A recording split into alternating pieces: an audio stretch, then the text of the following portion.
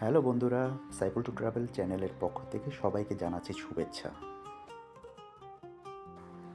Oman national day firework উপভোগ করার জন্য কুরুম বিচে উপস্থিত হলাম। লাখো মানুষের শোরগোলে মুখরিত হয়েছিল বিচের পরিবেশ।